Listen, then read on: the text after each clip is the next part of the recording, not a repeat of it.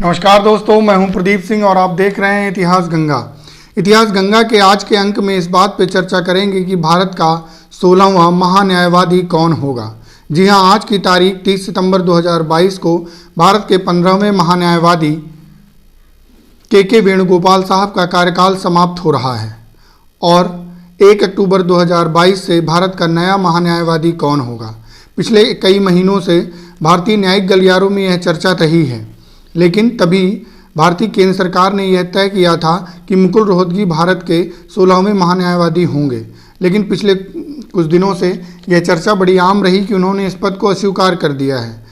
कारण क्या है यह अभी स्पष्ट नहीं है, लेकिन उन्होंने महान्यायवादी के पद को अस्वीकार कर दिया है और भारतीय केंद्र सरकार को धन्यवाद भी प्रेषित किया है। और इसके साथ यह भी स्पष्ट हो गया कि 1 अक्टूबर 2022 से भारत का नया महान्यायवादी कौन होगा।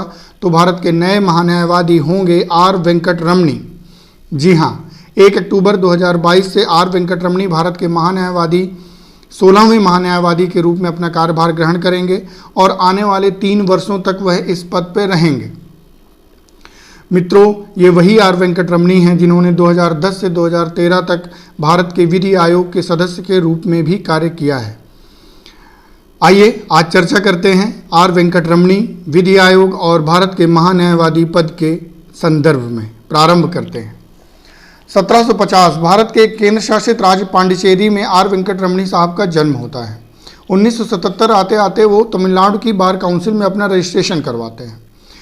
उसके बाद उनके वकालत का पेशा जब थोड़ा सा और मैच्योर होता है तो 1979 में वो पीपी राव साहब के अंडर अपनी प्रैक्टिस प्रारंभ करते हैं और 1982 आते आते वो स्वतंत्र रूप से प्रैक्टिस करने लगते हैं। फिर वो समय आता है जब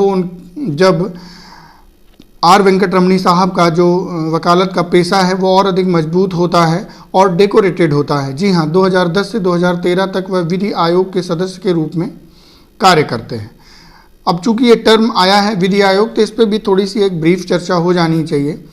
भारत का सबसे पहला विधि आयोग 1955 में बना था, जिसके प्रथम अध्यक्ष भारत के प्रथम महान्यायवादी ही थे MC सीतलवाड़ा साहब। लेकिन ऐसा नहीं है कि भारत के विधि आयोग का इतिहास यहीं से प्रारंभ होता है। भारत के विधि आयोग का इतिहास और भी पुराना है।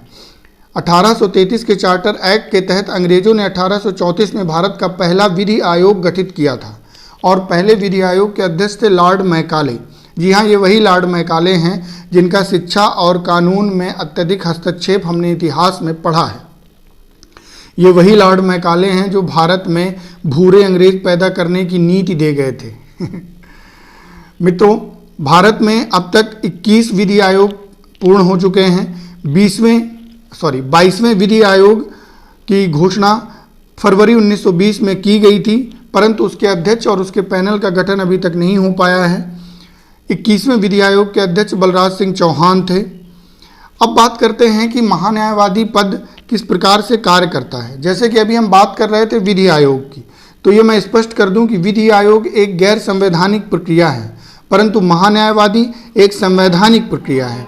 भारतीय संविधान के अनुच्छेद 76 के तहत भारत का राष्ट्रपति केंद्र सरकार की सलाह पर भारत का महान्यायवादी यानी कि अटॉर्नी जनरल ऑफ इंडिया चुनता है।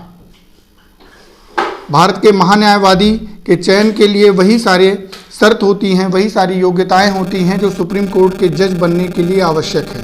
जी हाँ, वो भारत का नागरिक हो और भारत के उच्चतम न्यायालय में कम से कम 10 वर्ष का वकालत का अनुभव रखता हो या 5 वर्ष की न्यायाधीश के कार्यकाल को पूर्ण कर चुका हो।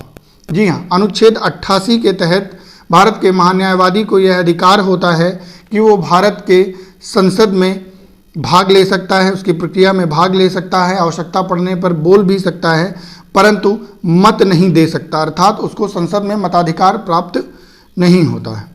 भारत का महान्यायवादी हर उस न्यायिक कार्य को करता है जो उसे केंद्र सरकार या भारत के महामहिम राष्ट्रपति द्वारा प्रेषित की जाती है।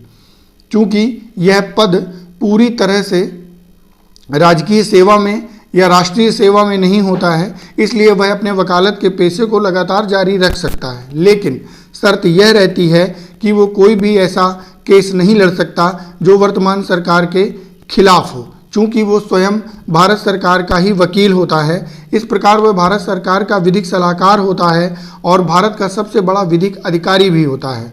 उसको यह अधिकार होते हैं कि वो संपूर्ण भारत के किसी भी न्यायालय में अपनी आवश्यकता अनुसार भाग ले सकता है और किसी भी न्यायालय को यह बाध्यता होती है कि वो सबसे पहले उस केस पर चर्चा करे जिस पर महान्यायवादी का हस्तक्षेप है।